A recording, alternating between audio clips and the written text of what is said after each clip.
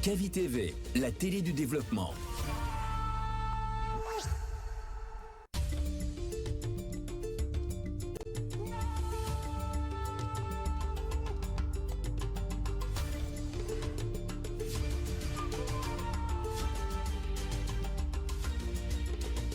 Kavi TV, la télé du développement.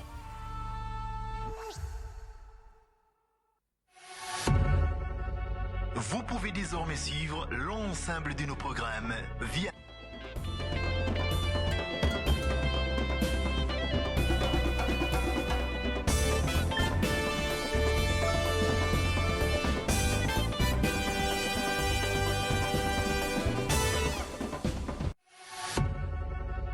Vous pouvez désormais suivre l'ensemble de nos programmes via notre application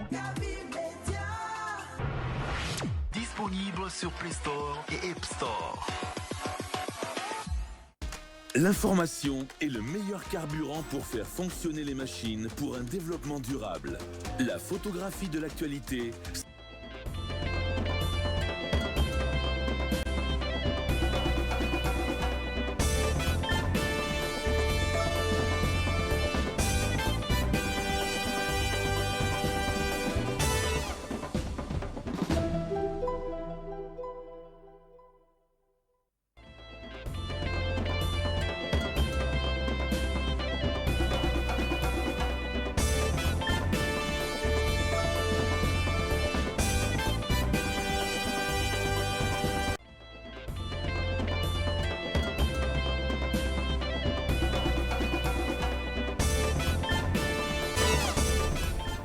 Bonjour à toutes et à tous et bienvenue dans cette émission, le scanner de Kavi Média.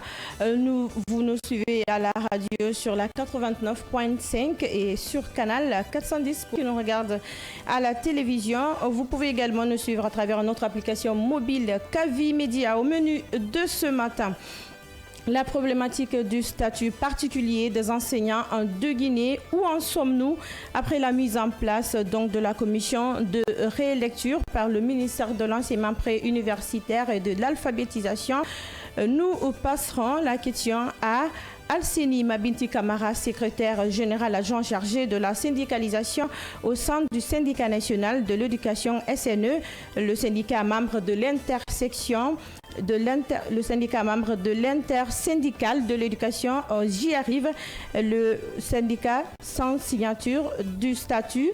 Le syndicat guinéen dit sans signature de ce statut particulier, il n'y aura pas de rentrée scolaire en Guinée. Donc, a mentionné l'OSNE lors de sa dernière assemblée générale tenue récemment à Conakry. On en parle avec notre invité au téléphone. Sur le plan politique, on en parle encore. La date de l'élection présidentielle est connue, annoncée officiellement par le président général Mamadi Doumbouya. Et c'est bien le 28 décembre prochain, une autre étape cruciale dans le processus de retour à la démocratie normale. Mais d'ores et déjà, un besoin se pose au sein de la classe politique guinéenne. Il s'agit de la candidature du général Mamadi Doumbouya à cette élection. D'ailleurs, des voix s'élèvent dans ce sens pour demander au tombeur d'Alpha Condé de se prononcer à cet effet. C'est tout de même le souhait des membres de la plateforme Ensemble pour la Guinée, EPG, qui est une plateforme de soutien des acteurs politiques et sociaux. Un des membres de l'EPG sera avec nous sur ce plateau pour apporter des éclairages. Et dans la dernière partie de cette émission, nous aborderons cet autre sujet qui est le dérapage lors des célébrations en Guinée. Hier 2 octobre, les Guinéens étaient dans la ferveur pour commémorer l'an 67 de l'accession du pays à l'indépendance. Dans cette même célébration, pour rendre hommage à nos prédécesseurs, certains y ont laissé leur vie dans les accidents de circulation, ce qui a d'ailleurs endeuillé des familles.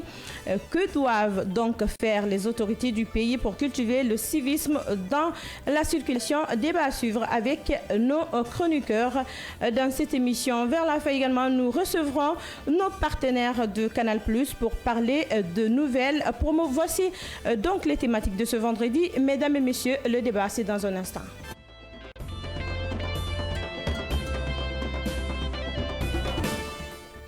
Merci d'être des nôtres sur Kavi Média. Vous êtes dans votre émission Le Scanner.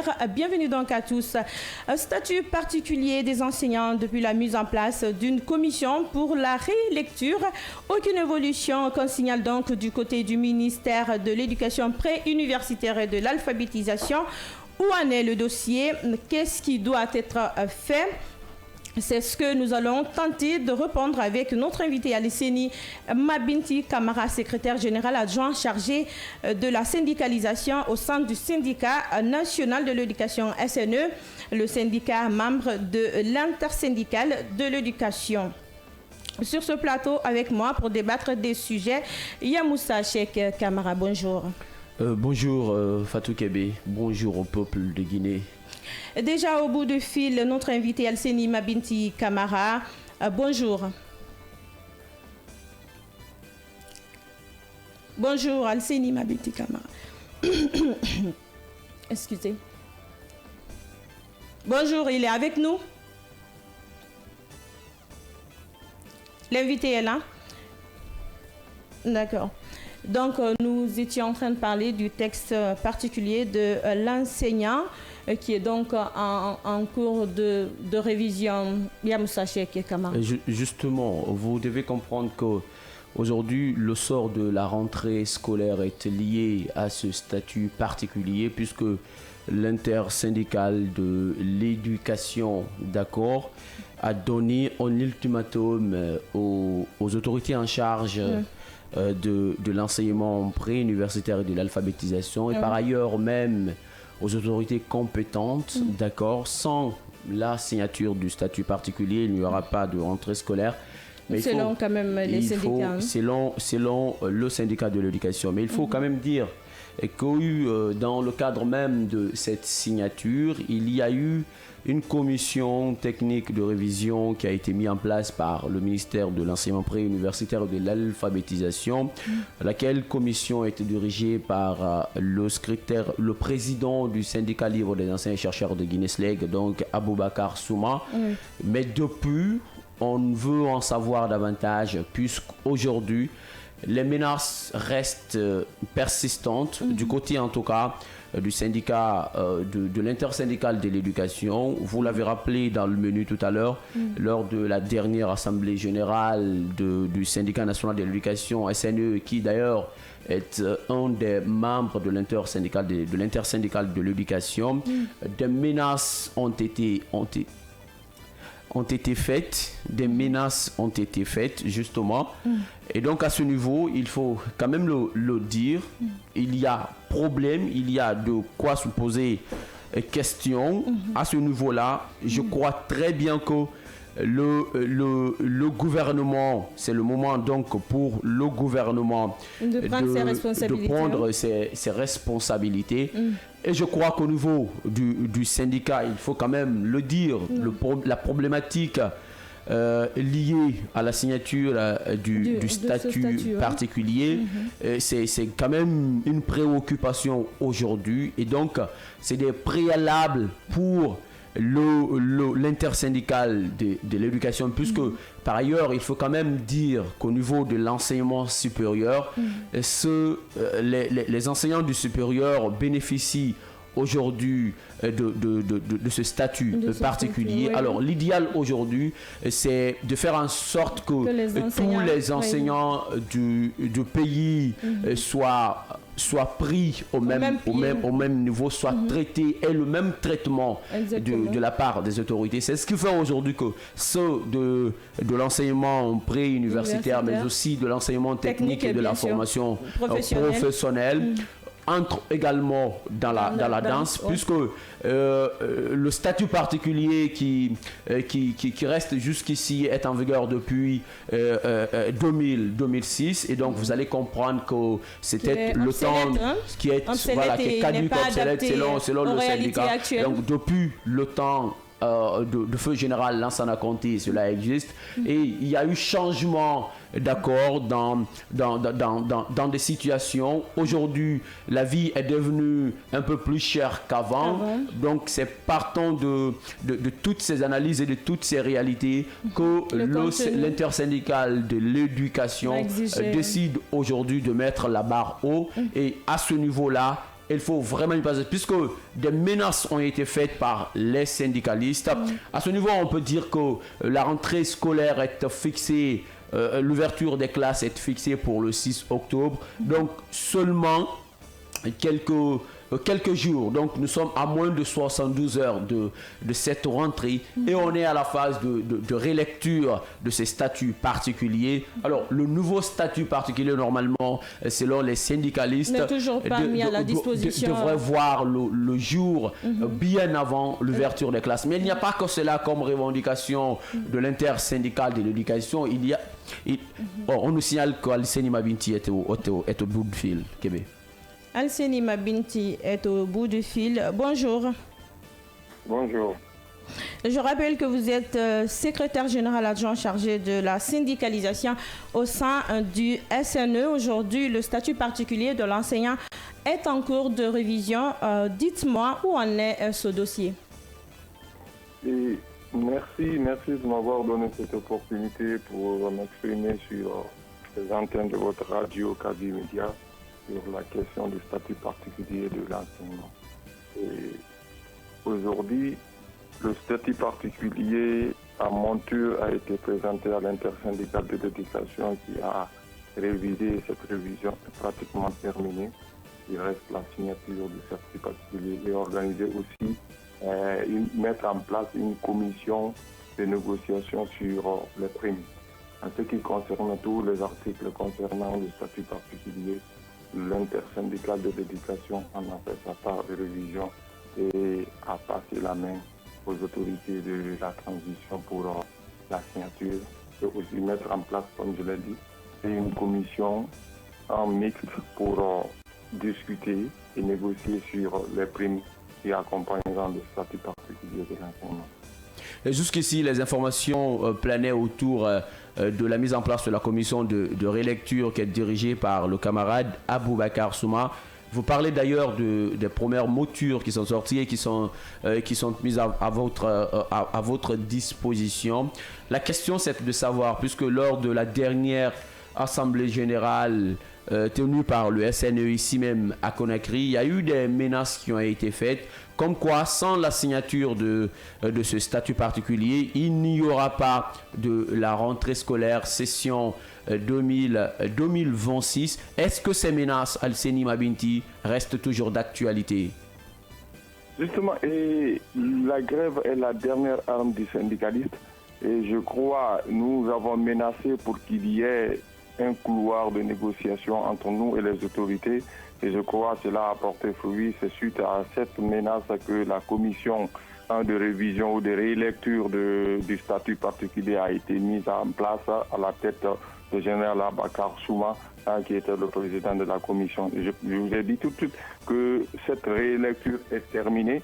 Et maintenant, il est question de mettre une commission de négociation en place pour discuter sur les primes qui accompagneront le statut particulier.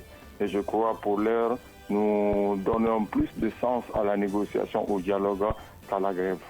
Alseni Mabinti Camara, nous sommes à quelques jours de l'ouverture des classes, bien sûr, qui est prévue pour le 6. Et vous avez dit qu'avant cette rentrée scolaire, si le statut n'est pas à votre disposition, vous avez quand même formulé des menaces. Nous sommes juste à quelques jours. Si cela n'est pas fait, est-ce que vous avez prévu un second plan? Justement, c'est ce que je suis en train de dire. Je crois, je ne sais pas si je parviens à me faire comprendre par vous, mais je dis encore une fois de plus que la menace a été faite pour pouvoir obtenir un couloir de négociation entre nous et les autorités. Et je crois que ce couloir-là a été ouvert, les négociations ont commencé. C'est ce qui a prévalu la mise en place de la commission de rélecture du statut particulier à la tête du général Aboubakar Souma. Et cette commission a fini son travail. Le travail a été présenté aux autorités et je crois il reste la signature du statut particulier. Mais bien avant, il faut qu'il y ait quelques discussions, quelques négociations sur les primes. Parce que ce qui est plus important, c'est les primes.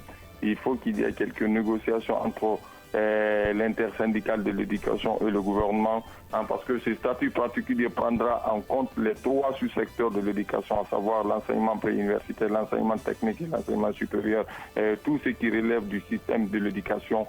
Ce statut particulier le prendra en compte. C'est extrêmement important qu'il y ait une discussion de façon très saine, très franche, entre les syndicalistes, les représentants du corps professionnel et le gouvernement, pour qu'il y ait une grande majoration de ces primes-là pour permettre à les enseignants à faire face aux réalités de la vie, parce que à la cherté de la vie en un mot.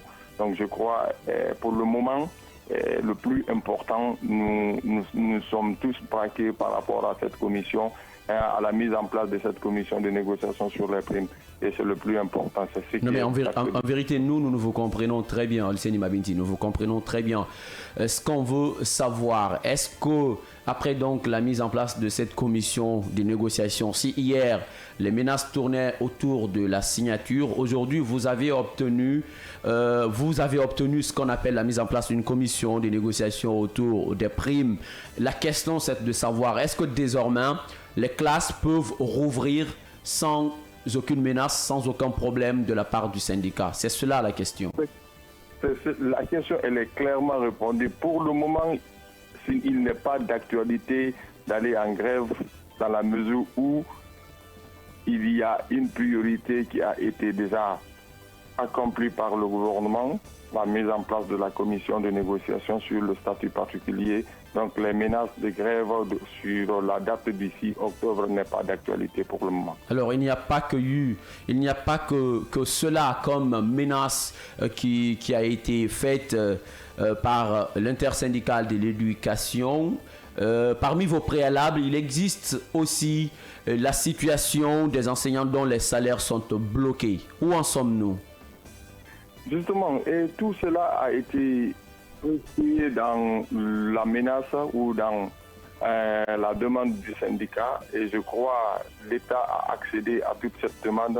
Si vous remarquerez, même maintenant là, quand vous partirez à la fonction publique, vous trouverez qu'il y a une commission qui est mise en place, FUGAS, qui est le fichier unique de l'administration, qui a été réouvert pour donner la chance à tous les enseignants qui ont eu leur salaire bloqué depuis plusieurs années ou plusieurs mois. On a donné la chance de débloquer leur salaire. Certains ont eu leur salaire débloqué et d'autres sont en cours de déblocage. Je crois que cette demande aussi a été acceptée par les autorités, et tous ceux qui se retrouveront dans cette situation peuvent directement saisir leur DRH de la commune ou de la préfecture où ils servent pour pouvoir remonter, en passant par la DPE bien sûr, pour remonter leur situation, si réellement ils sont en situation de classe et ils continuent à servir l'école de la République dans leur lieu d'affectation jusqu'à la date du 8 octobre. Et cette chance leur a accordé. Vous-même, vous avez dit qu'une partie de ces enseignants a eu son salaire, c'est-à-dire le salaire d'une partie de ces enseignants a été débloqué, mais pendant ces temps, il y a une autre partie qui n'arrive pas à bénéficier de son salaire. On parle des mois d'accord, d'arriérés de salaire. Qu'est-ce qui bloque cette autre partie, Alseni Mabinti? Il y a eu plusieurs raisons de blocage du salaire. Donc, ils vont étudier ces raisons. Si réellement ces raisons ce sont des mesures à permettre le salaire d'être... Quelles sont ces raisons? Par exemple, un enseignant qui n'a pas fait le pré-enrôlement et dont le salaire a été bloqué pour faute de la biométrie ou de l'enrôlement pendant qu'il sert réellement dans son lieu d'affectation, n'a pas raison d'être bloqué. On n'a pas raison de bloquer son salaire. Il suffit seulement de l'accorder une seconde chance pour faire sa biométrie pour que son salaire soit débloqué. Mais quelqu'un qui a été bloqué pour abandon de poste n'a pas raison d'avoir son salaire débloqué. Il faudrait qu'on soit clair entre nous, parce que c'est pas la personne qui est directement payée, mais c'est le service rendu à la nation qui est payé. Donc si tu es fonctionnaire, tu es enseignant affecté dans un lieu, et si tu n'arrives pas à aller travailler dans ce lieu-là, rien n'empêche l'État de bloquer ton salaire. Ça, c'est clair. Il faudrait que chacun puisse comprendre. Il ne faut pas qu'il se cache derrière le syndicat pour c'est-à-dire se victimiser pour que le syndicat puisse les défendre. On défend d'abord le travail avant le travailleur. C'est extrêmement important. Donc ça veut dire que le syndicat ne peut pas aujourd'hui défendre les enseignants qui ont abandonné leur poste. Non, c'est impossible. C'est clair. On ne peut défendre d'abord que le travail. Parce que quel que soit le problème, la nation a besoin de nous. Oui. Il y a des milliers de jeunes qui attendent aujourd'hui être à la place de ces personnes-là qui ont abandonné leur poste. Donc s'ils continuent à percevoir leur salaire pendant qu'ils ne servent pas, et ils prennent le salaire pour un travail pendant qu'ils n'accomplissent pas ce travail-là, ça ne sert à rien de continuer à les garder dans le fichier de la fonction publique. Il faut les expliquer pour les faire remplacer par d'autres personnes. Il y a des milliers de jeunes diplômés qui attendent aujourd'hui à intégrer la fonction publique. Il faut accorder la chance à ces personnes-là. S'ils ont d'autres choses à en bénéficier en dehors de la fonction publique, mais qu'ils s'occupent de ça et qu'ils laissent la place à ceux qui veulent réellement travailler, ceux qui veulent réellement servir l'école de la République. Ça, c'est un principe élémentaire que chacun de nous doit comprendre. C'est extrêmement important. Alors au-delà aussi, l'autre question, au-delà de la situation de ces enseignants dont les salaires sont bloqués, l'autre préalable de l'intersyndicale de l'éducation, c'est également la situation des enseignants admis, non admis et ceux de la zone spéciale de Conakry, leur intégration justement à la fonction publique. Est-ce qu'à date, il y a eu de l'évolution dans cette autre revendication? Justement, et les plaidoiries continuent toujours auprès des autorités. Si vous avez bonne souvenance, le ministère de l'enseignement préuniversitaire et de l'alphabétisation, qui est le ministère utilisateur de ces enseignants, là a exprimé un besoin dans les écoles de la République de plus de 20 000 enseignants. Mais pendant ces 2 dernières années, le ministère de la fonction publique a procédé au recrutement de plus de 12 000 enseignants dans les concessions scolaires, ce qui est un acte héroïque et historique à saluer à sa juste valeur. C'est extrêmement important parce que je me dis ici, depuis l'indépendance de notre République, c'est une première fois qu'un gouvernement parvient à recruter d'un trait plus de 12 000 personnes dans le secteur de l'éducation en un coup. Donc c'est extrêmement important qu'il faut saluer. Mais qu'à cela ne tienne, le manque criard d'enseignants dans les établissements continue toujours à faire jour. Parce que là où on a exprimé le besoin de 20 000 et qu'on recrute 12 000, c'est qu'il y a encore un manque à gagner de 8 000. Donc c'est pourquoi aujourd'hui l'intersyndicale de l'éducation porte encore ce flambeau de plaidoirie auprès des autorités de la transition qu'ils acceptent de donner la chance à ces personnes-là d'être recrutées à la fonction publique au même titre que les autres qui ont été recrutées. Car c'est des personnes déjà qui ont de l'expérience sur le terrain, ils ont plus de 5 à 6 ans d'expérience et ils ont donné tout d'eux pour pouvoir être engagés à la fonction publique s'il y a lieu de recruter. Et aujourd'hui, des gens à la fonction publique, la priorité doit être donnée à ces contractuels à ces contractuels non retenus pour être engagés à la fonction publique. Donc je crois très bien que ces plaidoiries continuent auprès des autorités de la transition, à savoir le ministère de l'enseignement préuniversitaire, de la fonction publique, de l'administration du territoire et de la décentralisation. Nous continuons, mais on n'a pas encore obtenu de résultats probants par rapport à la demande, mais nous ne cesserons de continuer à plaider pour la cause de nos camarades non retenus. Alors, on avait appris que la présidence avait pris la situation de ces enseignants non admis à la fonction publique. La présidence s'est occupée de leur situation selon les informations à un moment donné. Est-ce que l'information est partagée par l'intersyndicale? Si oui, où en sommes-nous avec la présidence? Quelles sont les négociations? Sur cette question, je porterai une réserve pour répondre à la question sur l'implication de la présidence dans le dossier des enseignants contractuels non retenus. Et je crois, ce qui est sûr, la plaidoirie continue et faite par l'intersyndicale de l'éducation, et nous continuons à plaider pour la cause de nos camarades non retenus afin qu'ils puissent être engagés à la fonction publique au compte de l'enseignement préuniversitaire de l'alphabétisation. Bien, Alseni Mabinti Kamara, je rappelle que vous êtes secrétaire général adjoint chargé de la syndicalisation au sein du SNE. Merci donc à vous d'avoir répondu à notre invitation. C'est moi qui vous remercie et merci à vos millions de téléspectateurs et d'auditeurs. Oui. Nous allons donc, bien Moussa Cheikh Kamara, avant qu'on se tourne vers cet autre sujet, il a quand même été clair, surtout en ce qui concerne le statut particulier des enseignants. Il a dit qu'il y a eu des menaces, certes, mais aujourd'hui, il préfère se concentrer sur la négociation, vu que, d'après lui, les lignes commencent quand même à bouger. En tout cas, le syndicat reste le partenaire d'accord de l'État. Les revendications qui sont faites, à mon avis, ne sont pas faites peut-être pour boycotter quoi que ce soit ou saboter quoi que ce soit. Mais en tout cas, c'était des préalables à un moment donné non négociables selon le syndicat. Mais aujourd'hui, on peut s'estimer heureux parce qu'il y a quand même des lignes qui bougent. Après donc la mise en place de la commission de relecture de ce nouveau statut particulier, Alseni Mabinti nous a fait comprendre qu'il y a la mise en place d'une commission de négociation sur les primes. D'accord, peut-être qu'après après cette étape, nous allons assister directement à la signature. Mais ce qui existe comme bonne nouvelle, c'est par rapport à cette nouvelle selon laquelle les classes vont rouvrir maintenant sans problème, puisque aujourd'hui, il faut donner la chance désormais aux négociations que de privilégier une quelconque décision d'aller en grève, étant donné que naturellement la grève reste le dernier recours pour un syndicaliste.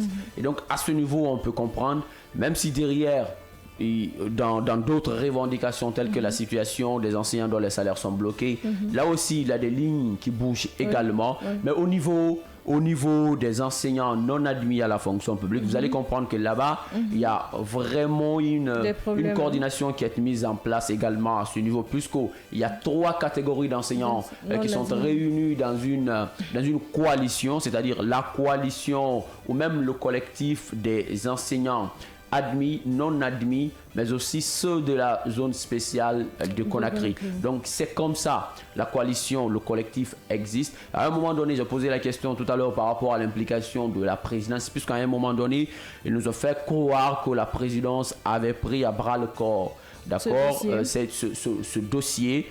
Mais aujourd'hui, lui, il a répondu. Il n'a même pas voulu peut-être s'aventurer sur ce terrain. C'est pour vous dire que quelque part, il y a Angus Roche. Donc, cette question reste posée. Mais la bonne nouvelle pour nous, pour les élèves et parents d'élèves, c'est que du côté du syndicat, quand même, on préfère laisser que les classes rouvrent sans problème, en attendant de trouver solution au problème, puisqu'un couloir de négociation est ouvert à partir de maintenant. Bien, mesdames et messieurs, vous êtes dans votre émission Le Scanner. Vous l'avez compris, nous étions donc sur la question du statut particulier des enseignants. À ce niveau, les lignes commencent quand même à bouger, ce qui est une bonne nouvelle, surtout pour les élèves et parents d'élèves, comme l'a dit tantôt Yamoussa Cheikh Kamara. Nous allons à présent nous tourner vers cet autre sujet présidentiel en Guinée qui est prévu le 28 décembre. Des voix commencent à se lever pour encourager et procaper la candidature du général Mamadi Doumbouya.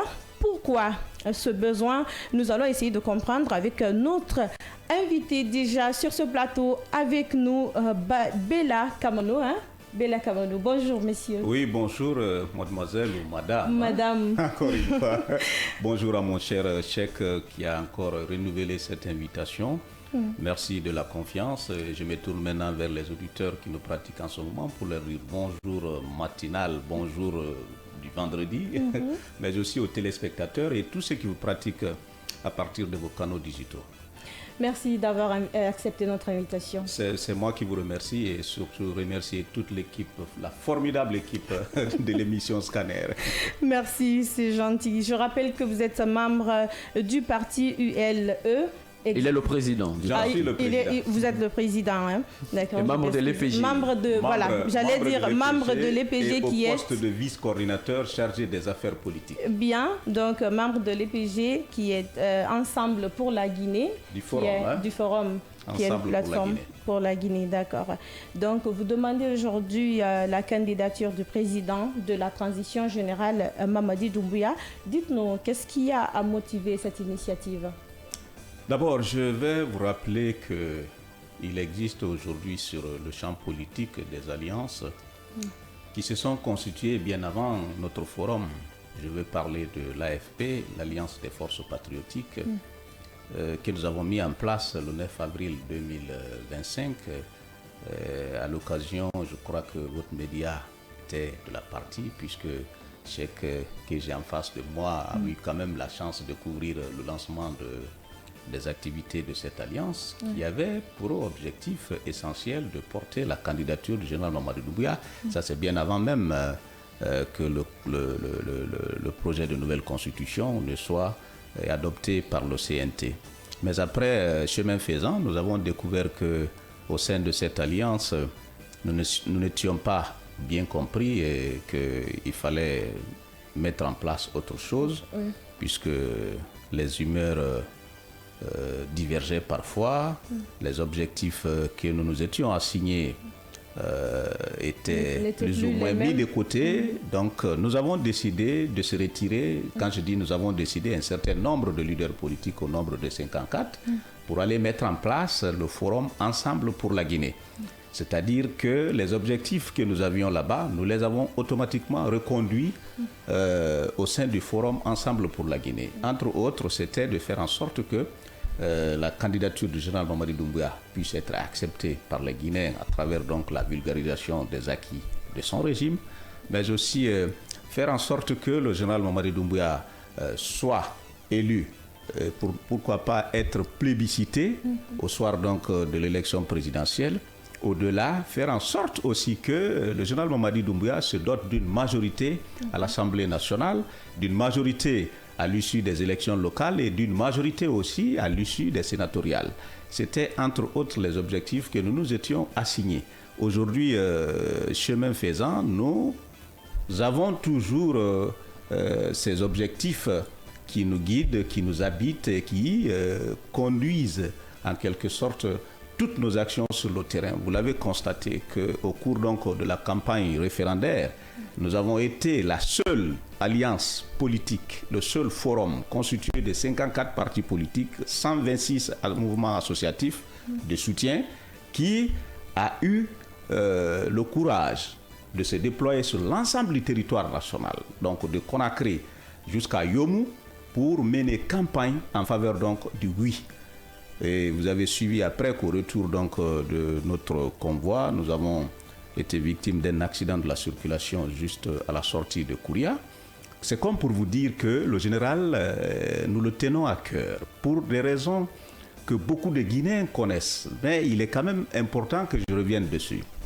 Vous savez que le général a pris ses responsabilités dans un contexte sociopolitique très critique. Nous venions de sortir d'une élection présidentielle et des législatives qui avait donné la majorité au président Alpha Condé, mais aussi le président Alpha Condé qui avait à l'époque cherché à avoir un troisième mandat qui a eu beaucoup de difficultés. Alors pour nous, le général est venu à un moment où le peuple de Guinée, où son pays, où sa patrie avait besoin de lui.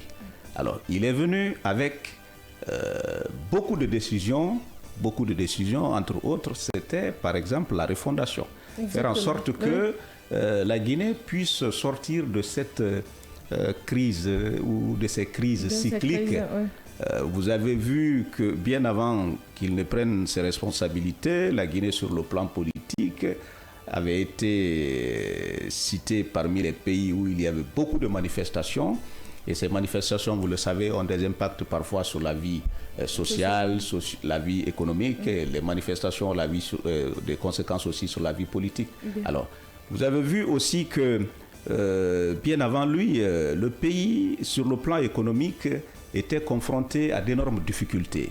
La croissance avait été confrontée à des imperfections que nous n'allons pas ici énumérer, mais il faut quand même reconnaître qu'à l'arrivée du général Mamadi Doumbouya, aujourd'hui, ce ne sont même pas les Guinéens qui l'apprécient, ce ne sont pas l'Afrique qui l'apprécie, c'est le monde entier qui salue les performances économiques qu'il est en train quand même de faire dans notre pays sur le plan diplomatique. Vous savez aussi qu'à ce niveau, on n'a pas besoin quand même de revenir sur tous les acquis diplomatiques, mais il y a quand même eu des réformes majeures. Sur le plan politique, nous sommes donc des acteurs de la société, de cette autre classe de notre société, de cette autre composante. Vous avez vu qu'il a réussi quand même à doter le pays d'un répertoire des partis politiques bien assaini, un répertoire aujourd'hui dont on peut s'enorgueillir parce que il n'existe aujourd'hui sur la scène politique que des acteurs qui en réalité répondent aux critères et aux dispositions de la charte des partis politiques. Alors, lorsque vous mettez dans la balance ce bilan du général Mamadi Doumbouya, vous êtes en bon Guinéen obligé de dire que le général pourrait bien continuer à gérer ce pays et vous êtes rassuré que le général pourrait bien conduire la Guinée à bon port. Et c'est ce qui nous a amené à nous retrouver au sein donc du forum Ensemble pour la Guinée pour se fixer ses objectifs, entre autres, porter sa candidature, l'assurer la victoire à travers des stratégies que nous allons mettre en place et les moyens techniques et humains, pourquoi pas financiers, que nous allons mettre à la disposition donc du forum pour permettre au général Mamadi Doumbouya d'être plébiscité au soir du 28 décembre 2025. Bien.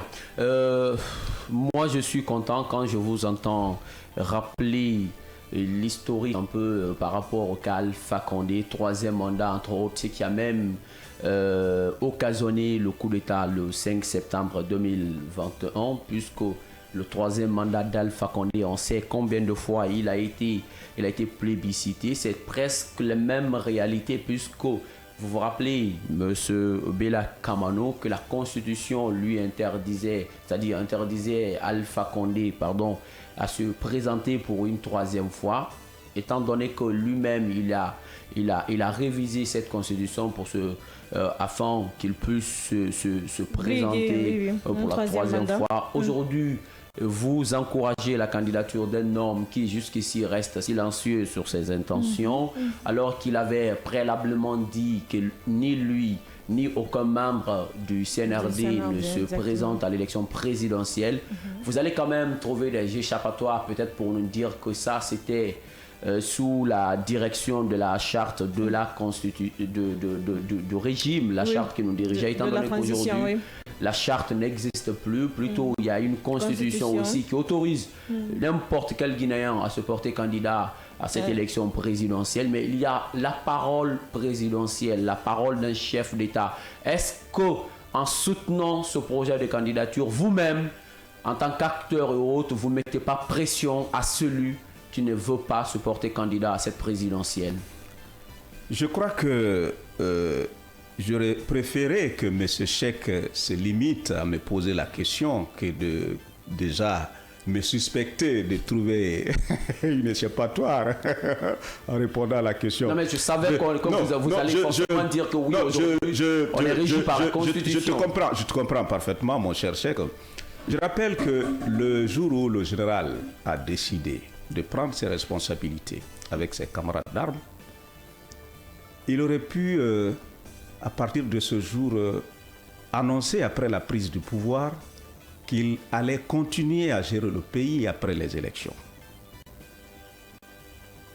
Il n'avait pas, en ce moment-là, une âme placée, je crois, sur sa tête ou sur son front, pour l'obliger à dire qu'il n'allait pas se présenter. Et la décision d'abord prise pour sauver son pays, quelqu'un d'autre aurait pu prendre cette décision à sa place.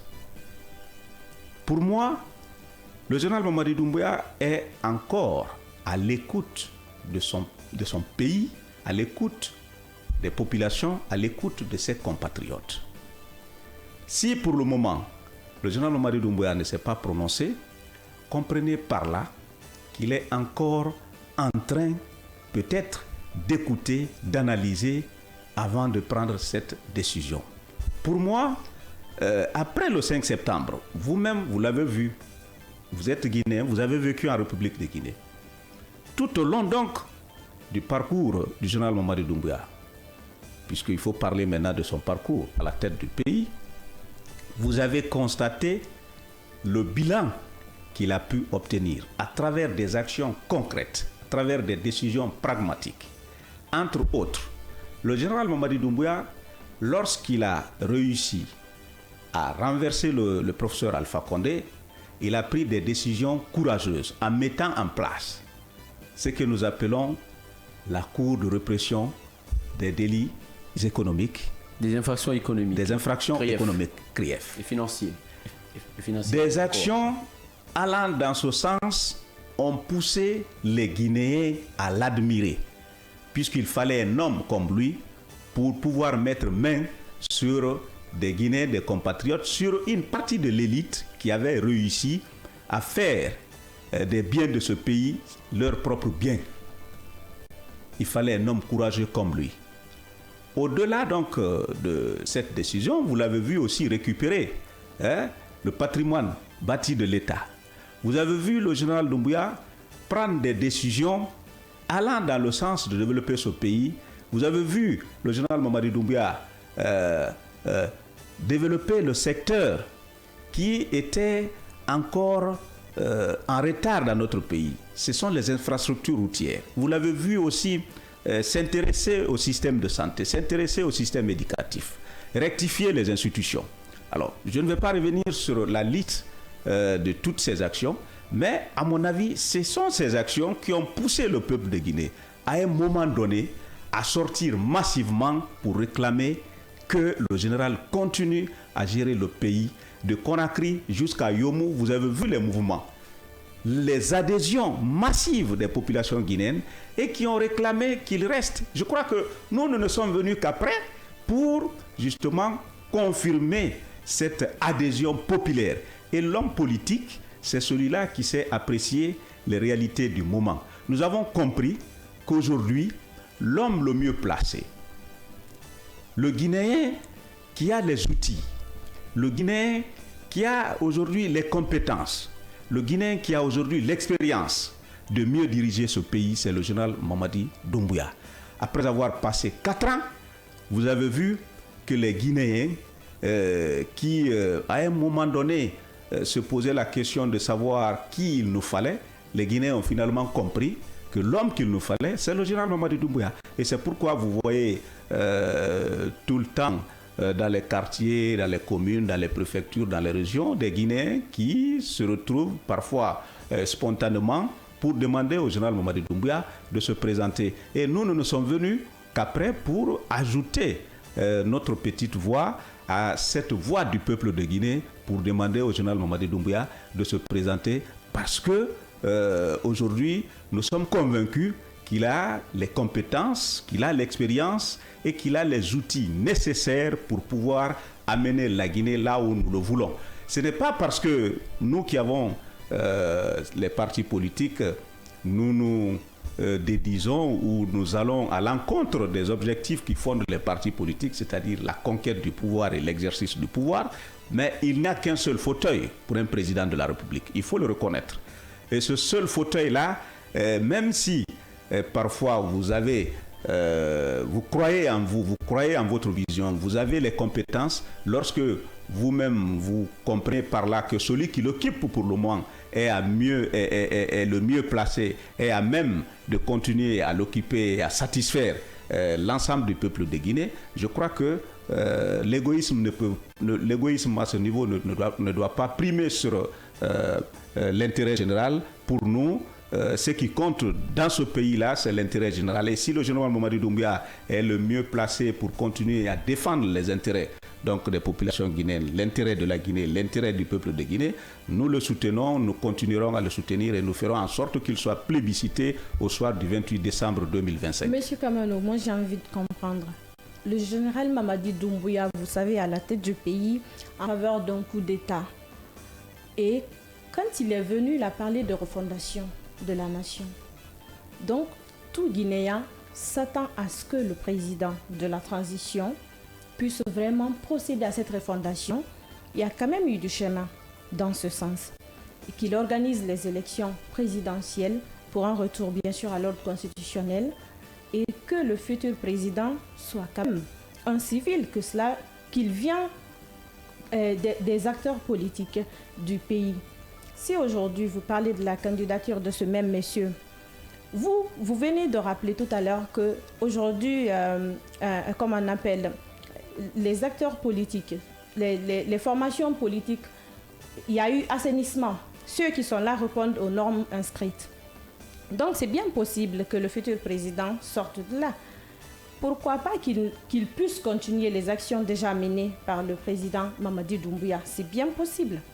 Bon, je ne suis pas là pour parler au nom de tous les acteurs politiques. D'abord, qu'il est le seul qui... D'abord, Cheikh, je rappelle que je ne suis pas là pour parler au nom de tous les acteurs politiques. Je parle au nom du Forum Ensemble pour la Guinée, qui est constitué de 54 partis politiques, 126 mouvements associatifs de soutien. C'est déjà suffisant, oui. Pour nous, pour tous ces acteurs politiques qui sont au sein donc du Forum, nous estimons que le général Mamadi Doumbouya est le mieux placé pour pouvoir continuer à défendre les intérêts de la Guinée. Je ne parle pas au nom des autres acteurs. Oui. Mais pour moi, la Guinée n'attend pas forcément qu'un civil vienne à la place du général Mamadi Doumbouya. Il faut accepter parfois de se départir de ses acceptions, de ses conceptions. Il faut accepter parfois de se départir de ce mal qui, à mon avis, taraude notre subconscient. Autrement dit, il faut forcément un civil pour pouvoir développer un pays. Or, l'histoire de ce monde nous enseigne que les pays qui ont réussi à atteindre un certain niveau, que ce soit en Afrique, aux États-Unis, tout comme en Europe, et pourquoi pas en Asie, ces pays ont connu une fondation qui a été faite par les hommes en uniforme. Est-ce que vous savez que la France, par exemple, a été dotée de la plus bonne constitution par le général de Gaulle? C'était un homme en uniforme. Aux États-Unis, lorsqu'on vous parle de George Washington, on vous parle de Thomas Jefferson, on vous parle de ceci ou de cela. Thomas Jefferson était un universitaire, un intellectuel. George Washington a combattu pendant la sécession. Ce sont des hommes en uniforme. Alors, pour nous, il ne s'agit pas de voir en l'homme ce qu'il fait ou ce qu'il porte. Il s'agit de voir en l'homme ses compétences, son engagement à défendre les intérêts de la Guinée. Il s'agit de voir en l'homme l'expérience déjà acquise au cours des 3 dernières années. Il s'agit de voir en l'homme son engagement patriotique, puisqu'il est important d'insister là-dessus. C'est cet engagement qui a poussé le général Mamadi Doumbouya, un matin du 5 septembre, un petit matin du 5 septembre, à prendre ses responsabilités. Pour nous, il ne s'agit pas de voir en l'homme les bottes qu'il porte, la tenue qu'il porte, mais de voir en lui ce Guinéen-là qui a pris le courage. Mais qu'est-ce qui vous fait dire d'aller affronter la mort ce 5 septembre 2021. Affronter la mort, d'accord. Affronter la mort. Mais qu'est-ce qui vous Pour fait nous, dire c'est ce qui est plus important. Qu'est-ce qui vous fait dire aujourd'hui ou qu'est-ce qui vous fait croire que oui, les militaires peut-être sont la solution pour le développement de notre pays? Quand nous regardons un peu la cartographie de la Guinée sur le plan politique, sur le plan de gestion même, on sait que seulement deux civils ont occupé le fauteuil présidentiel. Tous les autres sont des militaires. Quand nous prenons le feu général Lansana Conté, capitaine Moussa Dadis Camara, Sekouba Konaté jusqu'au général Mamadi Doumbouya, ils sont aujourd'hui 4. Les civils sont 2. Maintenant, si nous regardons un peu, puisque hier encore, on était en train de célébrer notre accession à l'indépendance, en Guinée, c'est un civil qui nous a vraiment donné ou octroyé, s'il faut dire, ce sésame. Aujourd'hui, avec Alpha Condé qui a passé 11 ans au pouvoir. Lansana Conté, c'était 24 ans. Après Lansana Conté, il y a d'autres qui se suivent. Donc, chacun de part et d'autre, il y a une limite forcément. Nous connaissons aujourd'hui la limite du pouvoir militaire, mais aussi la limite du pouvoir civil. Qu'est-ce qui vous fait croire aujourd'hui que les militaires, pour le cas express de la Guinée, peuvent être la solution? Je crois qu'il suffit aujourd'hui de voir le bilan qui a été obtenu en quelques années. Et encore une fois, permettez-moi un peu de revenir sur le sujet que j'étais en train de développer pour vous dire que la Guinée n'a pas forcément besoin d'un civil après le général Mamadi Doumbouya, et la Guinée n'aura pas forcément besoin d'un civil pour aller de l'avant. Je le dis parce que tout simplement, pour moi, la société la mieux organisée, c'est l'armée. La société la mieux disciplinée, c'est l'armée. Et dans notre pays, dans le cas présent, nous avons besoin d'abord de nous organiser, mais aussi nous avons besoin de la discipline. Puisque vous avez constaté vous-même que tout au long du règne du professeur Alpha Condé, pour qui j'ai beaucoup de respect, tout au long de son règne, qui a été un civil, vous avez vous-même constaté qu'il y avait du libertinage qui avait été érigé en système par des libertins et à tous les niveaux. Il faut le reconnaître. Au niveau politique, certains se sont permis ici, dans ce pays, de se réveiller un beau matin et appeler, sans objectif clair, sans raison valable, à des manifestations qui se sont soldées par des morts. Un président de la République civile qui à l'époque avait des décisions, mais des décisions contestées par des simples civils, par des simples citoyens. On me dira que c'était de la démocratie, mais on n'a pas encore réussi à adapter cette démocratie à nos mentalités et à nos réalités. Donc il nous faut un homme sorti donc de ce monde bien organisé, de ce monde où la discipline est la règle, pour que nous puissions encore une fois permettre à notre société de goûter au bien-être. Et le général Mamadi Doumbouya, qui est sorti des rangs de l'armée, est aujourd'hui le mieux placé pour nous aider à nous organiser mieux. Sur le plan économique, vous avez constaté que sous le règne des civils, il y a eu des clans qui se sont formés.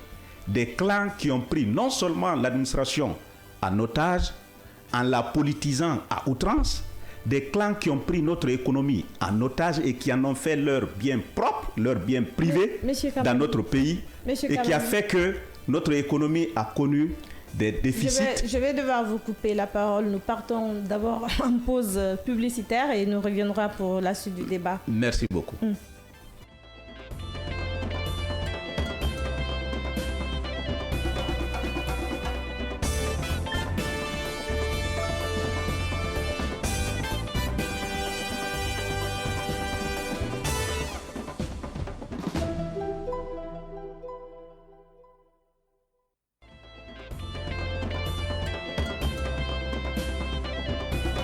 Chez Mondial Express, nous transformons vos voyages en une expérience inoubliable.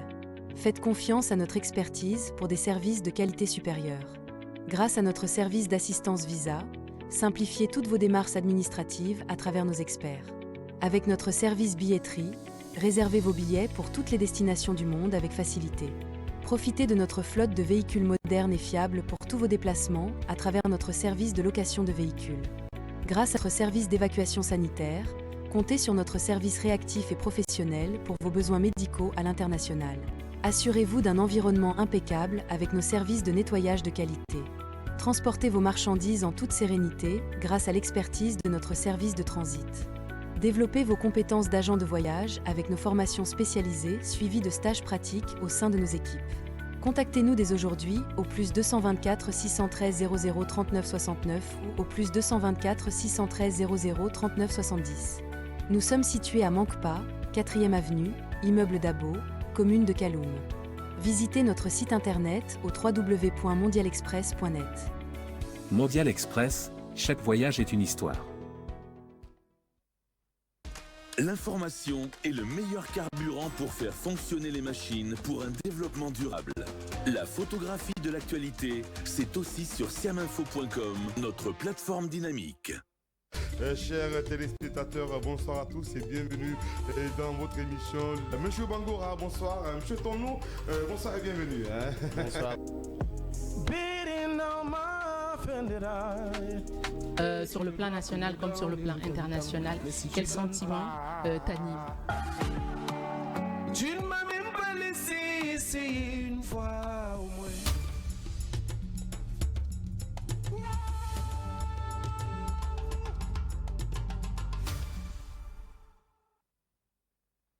Kavi TV, regardez la lumière.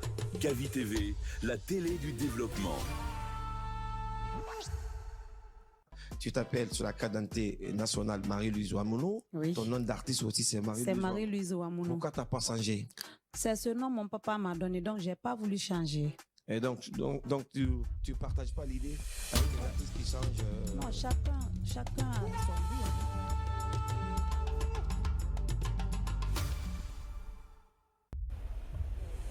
Kavi TV, regardez la lumière. Kavi TV, la télé du développement. Kavi TV, c'est plus qu'une chaîne. C'est la voix de ceux qui construisent, innovent et transforment leur quotidien. Reportages, magazines, débats, documentaires. Chaque contenu est pensé pour informer, éduquer et éveiller les consciences. Agriculture, éducation, santé, environnement, entrepreneuriat. Les vrais enjeux du développement sont au cœur de notre mission. Kavi TV, la télévision de développement, proche des réalités, tournée vers l'avenir. Informer pour agir. Inspirer pour grandir. Rejoignez-nous sur Kavi TV.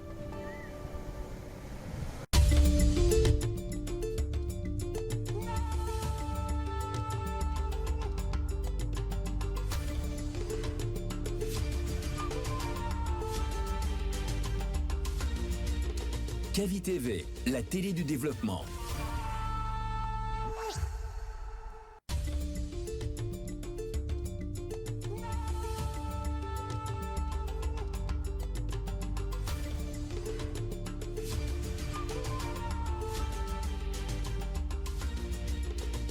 Kavi TV, la télé du développement.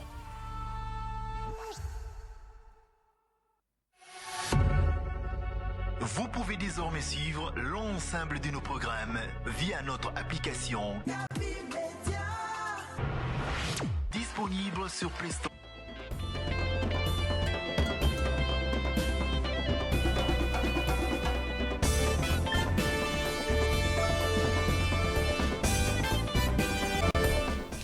Si vous venez de nous rejoindre, mesdames et messieurs, vous êtes dans votre émission Le Scanner. Vous l'avez compris, nous étions sur le sujet de la présidentielle prévue pour le 28 décembre. Des voix des acteurs politiques encouragent ou soutiennent même la candidature du président de la transition, le général Mamadi Doumbouya. Nous avons avec nous sur ce plateau monsieur Bella Kamano qui a donc... Oui, Cheikh... Justement, moi la question que j'aimerais poser, vous avez rappelé tout à l'heure la date de la présidentielle. Elle est prévue pour le 28 décembre prochain. D'ores et déjà, il y a d'autres acteurs qui pensent que cette date, elle est assez militaire. Je reviens sur les propos du docteur Lansana Faya Milimono du bloc libéral. Est-ce que vous, en tant que président du parti ULE, M. Bella Kamano, membre de l'EPG, cette date du 28 décembre pour la tenue de la présidentielle vous rassure? D'abord, je vais répondre à mon oncle Faya Milimono, qui est depuis un bon moment dans le show politique, contrairement donc à ce que nous attendons de lui, qu'il fasse des analyses objectives de la situation sociopolitique du pays. Pour moi, cette date, elle est tenable en ce sens que le général Mamadi Doumbouya s'est fondé sur des dispositions réglementaires, des dispositions législatives pour prendre cette date. Je crois que, encore une fois, il faut être objectif, il faut être dans la logique parfois d'accepter des choses lorsqu'elles sont fondées. Mais nous constatons de plus en plus qu'il y a de ces décisions, il y a de ces propos, il y a de ces discours qui se tiennent dans notre pays, des discours qui vont dans le sens simplement de se faire entendre, pas de se faire comprendre. Puisque lorsque vous dites des choses qui n'ont rien à voir avec la réalité, vous passez carrément à côté des objectifs que vous-même vous vous êtes fixés. Nous avons, au niveau donc du forum Ensemble pour la Guinée, salué avec beaucoup de courage. Et nous avons appris avec beaucoup de joie cette décision qui a été matérialisée par décret du président de la République fixant donc la date de la présidentielle de 2025, puisque il faut le dire et il faut reconnaître que le général Mamadi Doumbouya, tout comme ses compatriotes, est aujourd'hui dans la logique de tourner définitivement la page de cette transition pour permettre à la Guinée de renouer avec l'ordre constitutionnel et pourquoi pas avec l'ordre démocratique. Oui, mais sauf qu'il y a un changement dans l'engagement initial pris par le président de la République. On sait que l'autre annonce... Il ne s'est pas prononcé. Non, je veux dire dans l'engagement initial pris par Mamadi, il y a un changement. Parce que vous vous rappelez que premièrement, il avait annoncé qu'on allait suivre progressivement les élections. D'abord à travers les législatives, les communales, ensuite la présidentielle. Mais sauf que maintenant, c'est la présidentielle la priorité. Ces changements vous inspirent quoi, M. Bella? Oui, mon cher Cheikh, le monde évolue. Je crois que Cheikh de 2010 n'est plus le même aujourd'hui. Et la radio Kavi, le groupe média Kavi a peut-être dans l'exercice de ce métier vous a permis de fourbir vos armes et de changer. Vous avez de plus en plus, beaucoup plus d'expérience au fur et à mesure que vous avez évolué donc, au sein des médias que je vous ai connus. Alors pour moi, le changement d'ordre des élections peut-être est venu du fait que les réalités économiques, les réalités politiques, les réalités sociales ont dû commander ce changement. Pour moi, c'est un changement qui, à mon avis, peut-être a été aussi sollicité et réclamé par le peuple de Guinée. Puisque vous avez vu que tout au long des manifestations de soutien, des manifestations, les demandes nombreuses des populations allaient dans le sens de demander au président de la République de tout faire pour être élu démocratiquement. Je crois que c'est un message qui est tombé dans de bonnes oreilles et finalement le président de la République et son équipe gouvernementale, le président de la République et son cabinet ont décidé finalement d'organiser d'abord cette élection présidentielle avant les autres, puisque n'oublions pas que dans cette organisation, il faut penser quand même au moins, nous avons un président de la République qui est arrivé au pouvoir suite à un coup de force. Aujourd'hui, la Guinée a besoin que la communauté internationale revienne pour continuer à gérer ce partenariat politique, technique et financier. La Guinée a besoin que les investisseurs reviennent pour continuer à financer, à intervenir dans tous les secteurs de la vie économique de notre pays.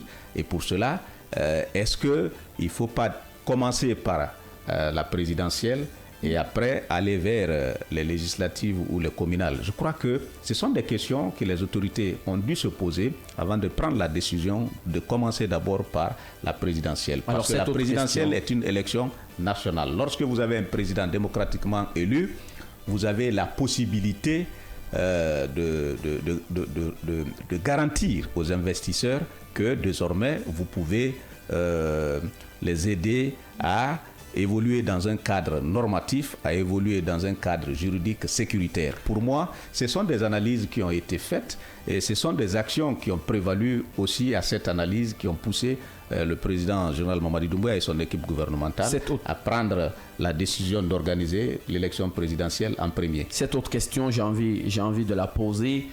L'élection présidentielle est annoncée pour le 28 décembre prochain, étant donné que vous le savez, cette annonce est faite au moment où certaines formations politiques, pas les moindres, sont sous sanction d'accord du ministère de l'administration du territoire et de la décentralisation.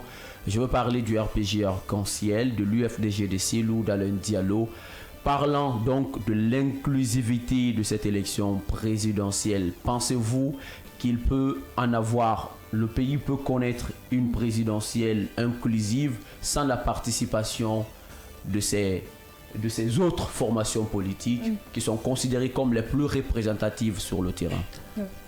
Qui étaient considérées comme les plus représentatives sur le terrain. Malheureusement, je voudrais que vous conjuguiez ce verbe-là au passé, puisqu'il y a eu une interruption de l'ordre constitutionnel le 5 septembre 2021. D'accord. Aujourd'hui, nous nous battons pour mettre un terme à la transition.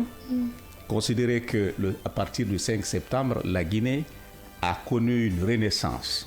Cette renaissance doit comprendre aussi la renaissance des partis politiques, la renaissance presque de tous les secteurs, puisque nous parlons de refondation. Et c'est d'ailleurs cette refondation qui nous a permis d'accepter d'aller vers l'évaluation des partis politiques. Et c'est ce qui m'amène à dire que jusqu'à preuve du contraire, pour le moment, les partis politiques qui sont en règle dans notre pays, au nombre de 126 aujourd'hui, selon les informations qui nous ont été données par les affaires politiques et d'administration électorale du ministère de l'administration et de la décentralisation, les 126 partis politiques sont suffisamment nombreux pour pouvoir compétir demain face au président Mamadi Doumbouya. Il n'est pas encore candidat, attention. C'est notre souhait. Et je suis là pour parler de ça et pour l'inviter à se prononcer le plus tôt que possible afin de nous faciliter le travail sur le terrain. Alors pour nous, nous en avons 126. Si sur les 126, il y en a qui décidaient demain de se présenter contre le général Mamadi Doumbouya, il suffit pour dire que la Guinée a organisé des élections auxquelles ont pris part des partis politiques. Mais encore une fois, comprenez que le RPG, l'UFR, l'UFDG sont des partis politiques au regard des dispositions de la charte des partis politiques qui ont fonctionné de manière à tromper non seulement les autorités, à tromper leurs militants, mais aussi à tromper le peuple de Guinée. Il a fallu l'avènement du CNRD pour comprendre que ces partis politiques fonctionnent sur des bases purement je dirais pas, c'est des partis politiques qui fonctionnent sur des bases illégales. Illégales. Ah oui, il faut que je vous le dise parce que je suis président de parti politique, j'ai participé à l'évaluation. Et en quoi?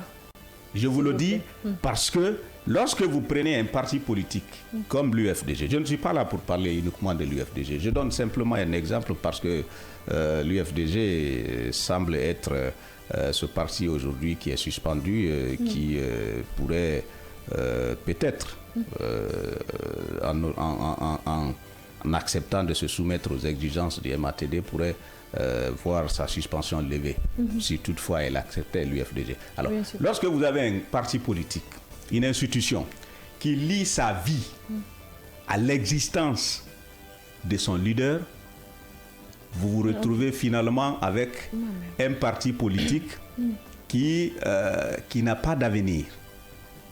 Pour moi, lorsque Cellou ne sera plus sur cette terre, l'UFDG va disparaître. Puisque les gens dans ce pays ont refusé de participer au cadre de dialogue parce que tout simplement leur leader n'était pas sur le territoire guinéen. Et le parti dont je parle n'a pas pu fournir des documents nécessaires, des documents qui ont été réclamés lors de l'évaluation. Le parti dont je parle est allé contre, c'est-à-dire est allé contre les dispositions dans son fonctionnement et dans son organisation et dans les prises de décision même de ses responsables, est allé contre les dispositions de la charte des partis politiques. Je vais vous dire que lorsque il y a eu cette évaluation, le ministère a demandé à tous les partis politiques de déposer la liste des membres qui composent leur structure. Les listes, par exemple, qui ont été déposées par ce parti, ces listes étaient essentiellement constituées des responsables, des personnes, des cadres, des militants, tous ressortissants d'une même région portant les mêmes patronymes. Ce qui est interdit par la charte des partis politiques, puisqu'il y a une disposition qui dit qu'aucun parti politique ne doit s'identifier à une région, encore moins à une ethnie ou à une communauté. Il y a eu ce parti dont je parle des congrès, mais à aucun moment il n'y a eu changement à la tête. Par exemple, pour le premier responsable, il n'y a pas encore eu de congrès. Alors que dans les textes qui régissent le fonctionnement de ce parti politique, il est clairement indiqué que le mandat du premier responsable commence à tel et finit à tel. Donc le mandat est limité. Si vous-même vous n'êtes pas capable de respecter les statuts de votre parti, le règlement intérieur de votre parti, mais ce ne sont pas les autres qui viendront vous faire respecter. Alors, donc à la tête. Donc, en gros, s'il vous plaît, il y a on est bousculé par le temps. Il y a beaucoup de détails que vous ne connaissez pas. Il y a beaucoup de détails que vous ne connaissez pas. Sur le plan financier, si le parti n'a pas pu fournir un rapport financier, si le parti n'a pas pu fournir un rapport financier, un parti politique qui a participé à des élections, un parti politique qui est devenu aujourd'hui une institution, n'a pas pu fournir un rapport financier de 2021, de 2022, de 2023, à mon avis, il y a des questions qu'on se pose, comment les finances de ce parti politique est gérées. Voilà, donc c'est pour vous dire que si ces partis sont aujourd'hui dans cette situation, c'est parce que quelque part, ces partis-là n'ont jamais été en règle. C'est là où je parle de tromperie, de duperie des militants et du peuple de Guinée. C'est là où Monsieur Kamano, répondez par oui ou non. Est-ce que vous êtes convaincu que le président... sans ces formations politiques... Non, je vous le dis. Non, monsieur je vous dis en toute sincérité, aujourd'hui, il y a des nouvelles formations politiques qui sont sur le territoire guinéen. De se présenter à la prochaine élection présidentielle. Si je suis convaincu. Oui. Je crois qu'il va accepter. Parce que là, vous êtes en train...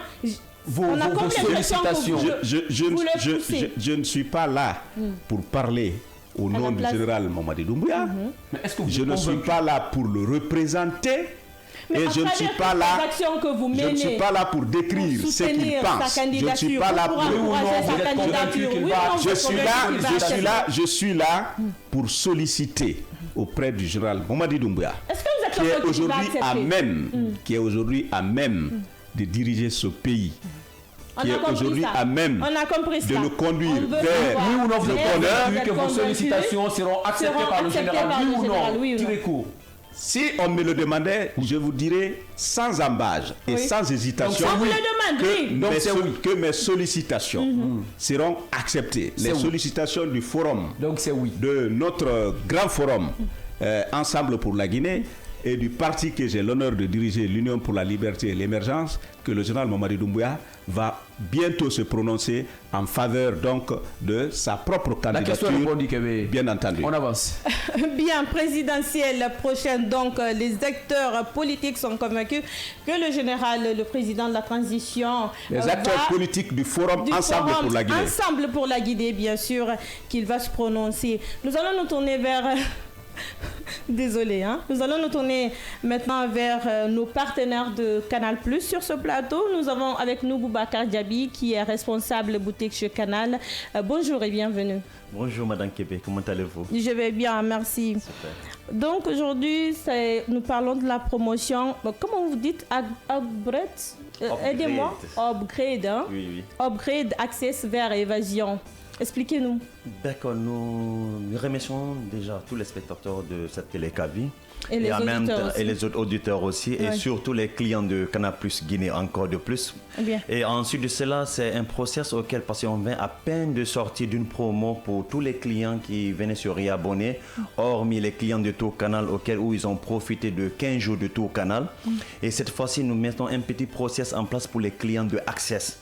C'est-à-dire, on dit les clients de Access, les clients qui payent de la formule de 383 540, nous les poussons essentiellement de rajouter juste 30 000 francs sur leur formule initiale, qui est de 383 000 qui va les coûter 113 540 qui va les permettre d'avoir une formule supérieure qui est autre que la formule évasion.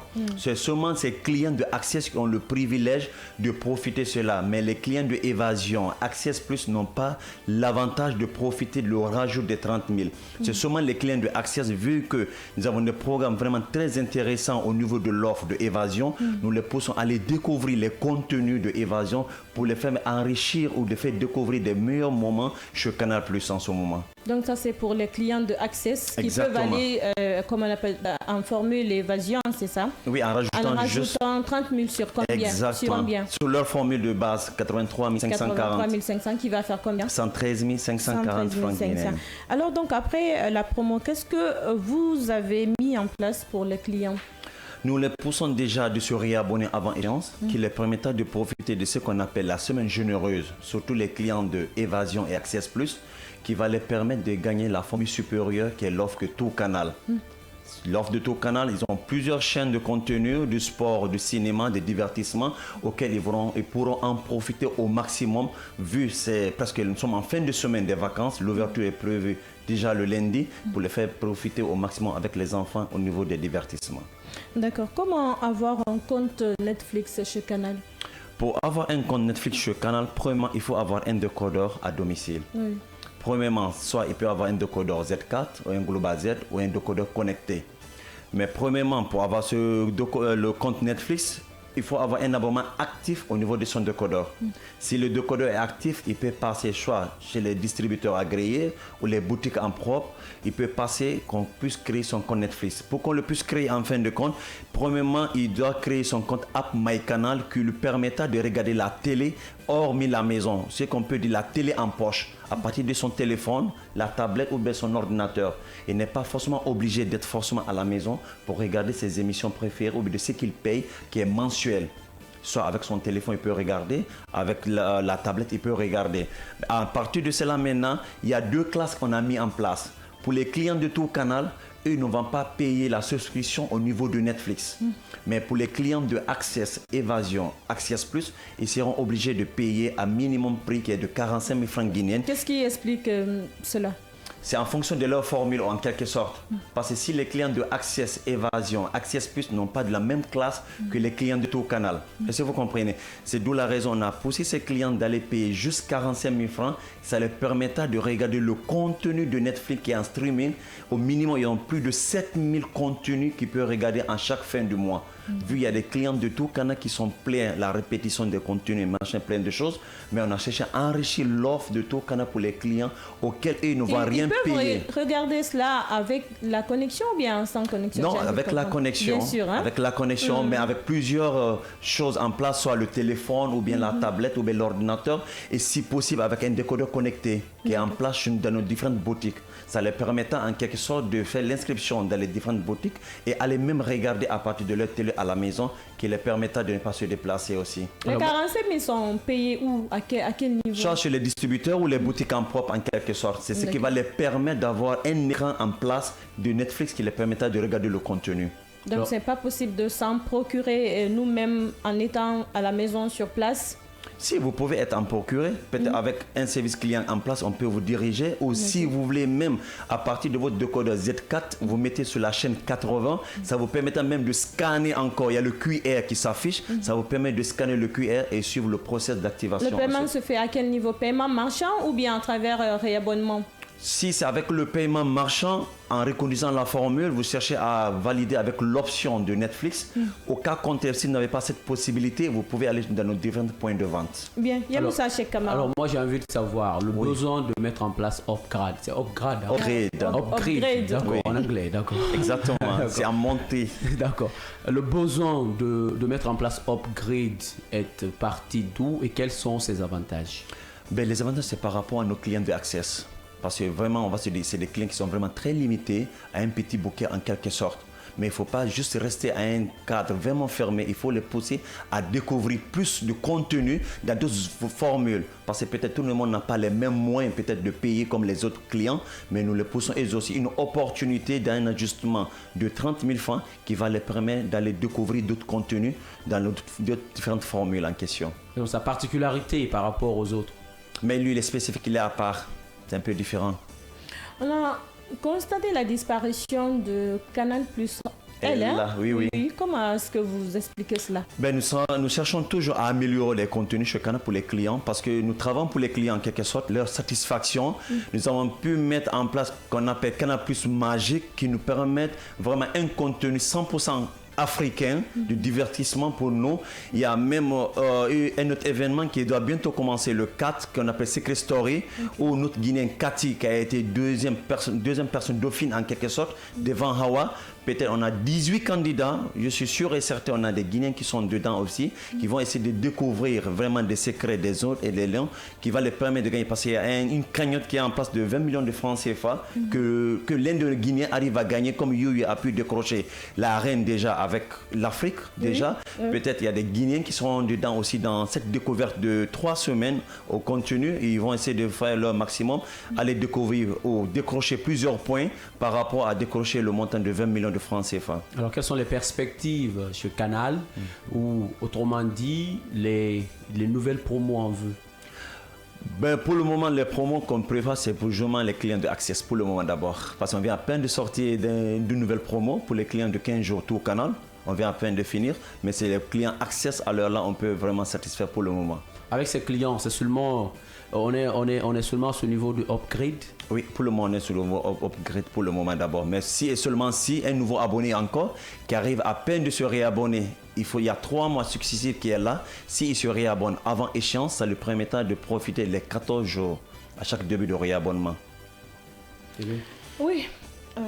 Monsieur Kamano, vous n'avez pas une question pour nos partenaires de Canal? Vous êtes client, hein? Est-ce que vous avez besoin de savoir là? Est-ce que vous avez vous êtes, en face une préoccupation? Bon, je n'ai pas de préoccupation majeure puisque la vérité est que Canal est vraiment dans l'innovation. D'accord, merci. Il faut reconnaître aussi que Canal a des services satisfaisants puisque j'ai quand même eu la chance d'expérimenter d'autres sociétés qui nous fournissent des images dans ce pays. D'accord. Et depuis un bon moment. Sauf que Canal, contrairement aux autres entreprises, est quand même dans ce que j'appelle un peu hors assiette du Guinée. Hors assiette du Guinée. Hors assiette. J'aimerais vraiment que Canal pense un peu aux bourses des Guinéens avant parfois de fixer des prix puisque c'est une entreprise qui est vraiment au-dessus des autres. Et pour moi, la seule plaidoirie que je peux faire, c'est de revoir parfois les frais d'abonnement puisque Canal, très sincèrement, a des services de qualité. Ouais. Merci. Ça, c'est un client qui parle directement. Oui. On a le témoignage. Là, c'est déjà noté. On va essayer de remonter les informations à qui de droit. Ils vont essayer de voir ce qu'ils peuvent faire pour les clients. Djabi, responsable boutique, est-ce que vous avez en dernier mot quelque chose à rajouter, laisser passer? Vraiment, je remercie infiniment avec vraiment votre émission Le Scanner avec la télé Kavi en place déjà avec l'accueil très chaleureux. Et ensuite, vraiment, nous encourageons vraiment de votre travail et vraiment de notre collaboration en synergie avec les 2 partenaires. Vraiment, je vous remercie infiniment et nous encourageons à tous les clients de se réabonner avant échéance qui les permettra de bénéficier de l'offre supérieure à chaque moment. Bien, merci. Monsieur Kamano, vous n'avez pas un dernier mot, mais que vous soyez court, hein? Ah, d'accord. Bon, on ne peut pas dire... C'est la fin. C'est quand même la fin, hein? C'est une chance que je vous donne. D'accord. Alors, encore une fois, je reviens pour demander au peuple de Guinée, demander aux militants des partis qui constituent le forum Ensemble pour la Guinée et demander également aux militants du parti que j'ai l'honneur de diriger, le parti Union pour la Liberté et l'Émergence, de continuer à poser des actions allant dans le sens d'accompagner le général Mamadi Doumbouya et son équipe gouvernementale, mais aussi de continuer à réclamer sa candidature, puisque c'est l'homme qu'il nous faut, et c'est l'homme, je ne dirais pas providentiel, mais c'est l'homme qui a quand même réussi à transformer ce pays en un laps de temps, à faire de ce pays un pays où l'espoir peut être immense, à faire de ce pays où quand même hier, beaucoup pensaient qu'il y avait des choses qui étaient impossibles. Il les a rendues impossibles. Pour nous, c'est le meilleur candidat et nous souhaitons vivement qu'il se prononce le plus tôt que possible. Je vous remercie. Il n'est pas l'homme providentiel, mais l'homme qu'il nous faut. Hein. Je ne suis pas surprise. Hein. Voilà donc qui met fin à ce numéro du scanner. Merci Yamoussa Cheikh Kamara. Merci Fatou Kébé, merci à tous et merci à notre partenaire Canal+. Bien. Monsieur Bella Kamano, merci d'avoir partagé le plateau avec nous. Merci et merci aux auditeurs et téléspectateurs. C'était un plaisir. Hein. Je rappelle que vous êtes président du parti URE et membre de la plateforme Ensemble pour la Guinée. Merci à vous, Boubacar Djabi, responsable boutique chez Canal+. Merci Madame Kébé, merci Monsieur Kara aussi. À vous, auditeurs et téléspectateurs, merci d'être des nôtres. Ça n'est fini pour cette semaine. Le prochain numéro sera pour le lundi. Bon début de week-end à tous.